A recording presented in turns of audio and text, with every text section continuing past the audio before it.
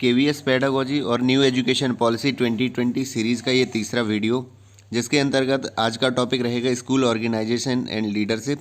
और ये टॉपिक आपके केवीएस के सिलेबस में पूरी तरह से मेंशन है, जो कि पीजीटी, पीआरटी और टीजीटी तीनों में समान रूप से ये लागू होगा। तो इसके पहले मैं बता दूं, यदि आपने इसके पहले जो इसकी दो वीडियो नहीं देखी हैं, पार्ट 1 और पार्ट 2, तो जाकर आप वीडियो की लिस्ट में, प्लेलिस्ट में हमारी देख सकते हैं। और ये तीनों के लिए इम्पॉर्टेंट रहने वाला है, पीजीटी, टीजीटी, पीआरटी, क्योंकि तीनों में ही ये टॉपिक दे रखा है, क्लियरली मेंशन है। तो चलिए स्वागत करता हूँ आपका आपके channel exam practice with Satish में। तो शुरू करते हैं आज की वीडियो बिना किसी देरी के। तो आज की वीडियो का ये पहला क्वेश्चन लिखा हुआ है कि which of this not true of active learning. तो एक्टिव लर्निंग क्या नहीं है इनमें से, आपको इसका आंसर देना है। तो आपको यदि खुद से भी आंसर इसका पता करना है तो वीडियो पॉज करके आप इसका आंसर गेस कर सकते हैं। उसके बाद सही आंसर होने पर आप इसको सीख सकते हैं, या गलत आंसर होने पर आप सीख सकते हैं कि ये आंसर क्यों गलत था। तो देखते हैं कि एक्टिव लर्निंग क्या नहीं है। ऑप्शन है कि active learning encourage peer learning. Peer का मतलब होता है पीयर जो उनके दोस्त होते हैं, पीयर ग्रुप कहलाते हैं। Active learning focus on analytical thinking. और teacher is a facilitator in active learning. Active learning does not encourage individual thinking. तो क्या नहीं है एक्टिव लर्निंग, तो यही है, क्योंकि ये गलत हो गया इसीलिए ये वाला सही आंसर है, क्योंकि ये इनकरेज नहीं करती इंडिविजुअल थिंकिंग को, जबकि एक्टिव लर्निंग तो हर एक की इंडिविजुअल थिंकिंग को इनकरेज करती है। इसलिए आंसर नंबर डी आपका सही हो जाएगा। अगला क्वेश्चन देखते हैं। Which of these best define the concept of school, concept of developing a learning culture in school. तो लर्निंग कल्चर एक स्कूल में, मतलब सीखने का एक वातावरण बने, तो इनमें से क्या डिफाइन करता है। तो learning outcomes, team learning, creating a common vision, school development plan. देखिए कुछ कई बार क्या होता है कि ये जो पेडागोजी के सब्जेक्ट होते हैं या न्यू एजुकेशन पॉलिसी के, तो हमें चारों ही उत्तर सही लगते हैं, तो उनमें से ज़्यादा सही उत्तर हमें देखना होता है। तो सबसे सही जो आंसर है इसका टीम लर्निंग है, क्योंकि जब टीम लर्निंग होगी तो एक बेहतर वातावरण बनेगा सीखने का, लर्निंग कल्चर बनेगा स्कूल में। तो इसका आंसर क्या हो जाएगा, answer number B, team learning, इसका सही आंसर हो जाएगा। चलिए देखते हैं आज की वीडियो का तीसरा question. Which one does not constitute the concept of pedagogical content knowledge. जो पेडागोजिकल जो कंटेंट नॉलेज होना चाहिए वो कौन डिफाइन नहीं करता है।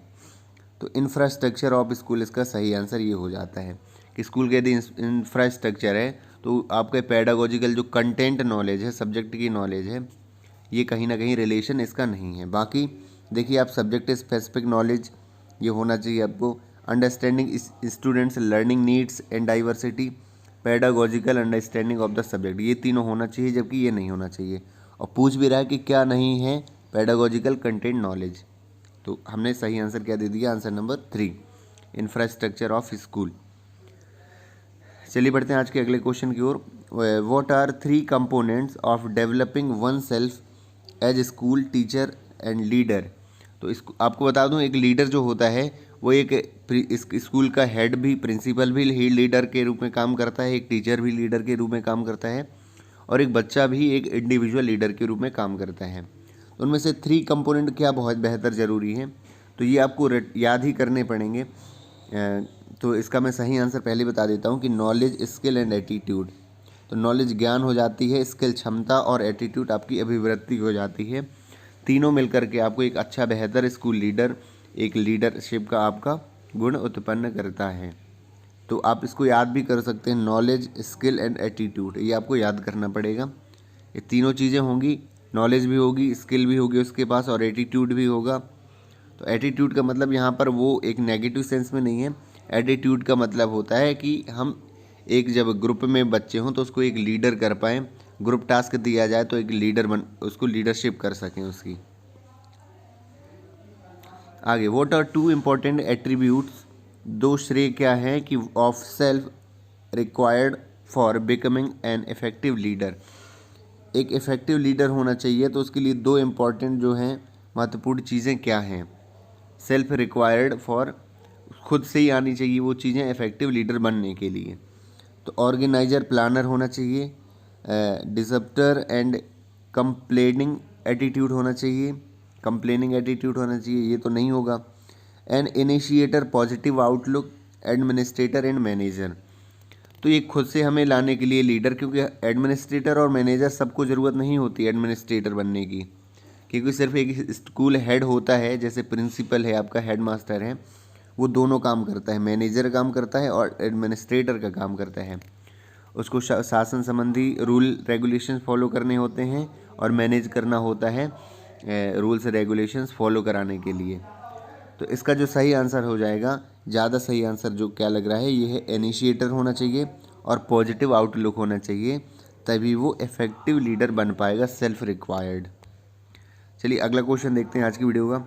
What must be the role of head teacher as a school leader. School leader के रूप में हेड टीचर का रोल जो है क्या होना चाहिए। तो इसके ऑप्शन ये हैं कि being a leader by action होना चाहिए, एक्शन से लीडर होना चाहिए, being a leader by action in addition to being a leader by position, being a leader by position. तो हेड टीचर का मतलब होता है आपके स्कूल का हेड टीचर जो है, हेडमास्टर है, प्रिंसिपल है। तो इसका जो सबसे सही आंसर है वो है being a leader by action in addition to being a leader by position, जो कि मैंने अभी इसके पहले बताया है कि अपने एक्शन से क्या लीडर होना चाहिए, क्योंकि उसे इनिशिएटिव लेना चाहिए, एक मैनेज करना चाहिए सारे रूल्स को। इन एडिशन टू पोजीशन में भी उसको लीडर होना चाहिए, क्योंकि जो उसको पोजीशन में नहीं है वो एक एडमिनिस्ट्रेटिव लेवल में होता है और उसको शासन के रूल रेगुलेशंस फॉलो भी कराने होते हैं, मानने होते हैं खुद भी और उसे कराने भी होते हैं। तो लीडर बाय एक्शन होना चाहिए, in addition to leader by position भी होना चाहिए। तो दोनों चीज़ें होनी चाहिए एक हेड टीचर को। आगे देखते हैं, school development plan is not useful for.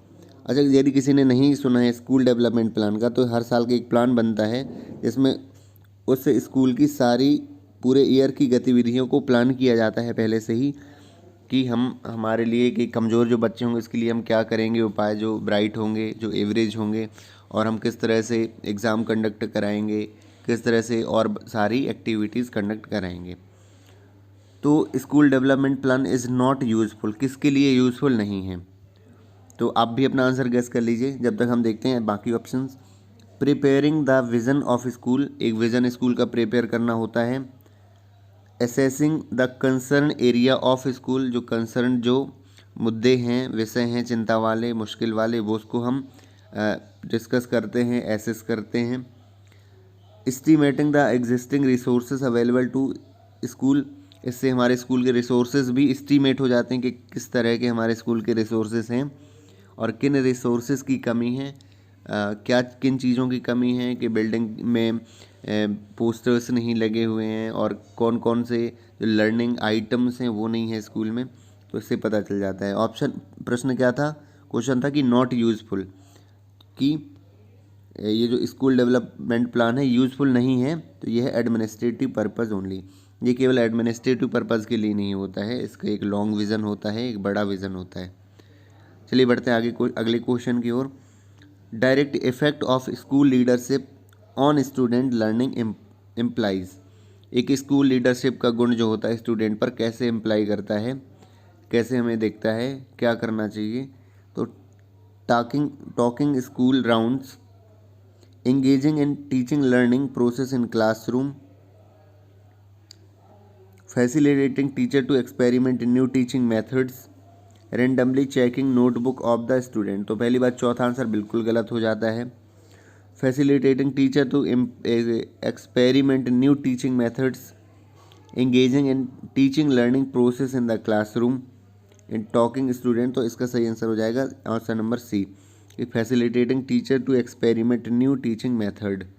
तो न्यू टीचिंग मेथड जब एक्सपेरिमेंट करवाएंगे तो उससे क्या होगा, लीडरशिप का एक गुण उत्पन्न होगा। चलिए अगला क्वेश्चन देखते हैं।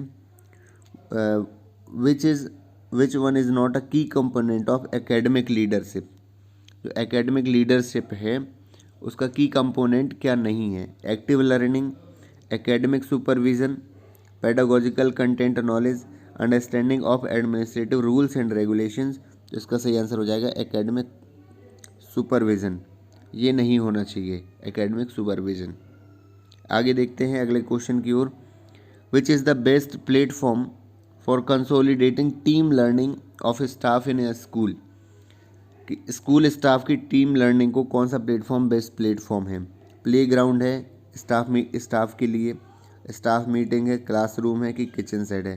तो इसका सही आंसर हो जाएगा स्टाफ मीटिंग, जो कि आपको पता भी चल चुका होगा। ये लास्ट क्वेश्चन था आज के वीडियो का।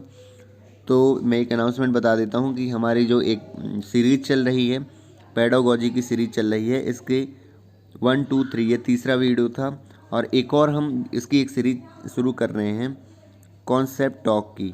तो कॉन्सेप्ट टॉक की अभी पहली वीडियो डलेगी। ये कैसी रहेगी, तो मैं बता दूं, जो पेडागोजिकल वीडियो रहेंगी वो रहेंगी MCQ वाली क्वेश्चंस की। बहुत सारे MCQ रहेंगे, उससे डिटेल हम क्वेश्चन वाइज एनालिसिस करेंगे। और कॉन्सेप्ट टॉक में ओनली कॉन्सेप्ट को पढ़ेंगे, जैसे न्यू एजुकेशन पॉलिसी के बहुत सारे टॉपिक जुड़े हैं, FLN हो गया है ना, अर्ली क्लास रूम लर्निंग हो गया है ना, ECC कहलाता है।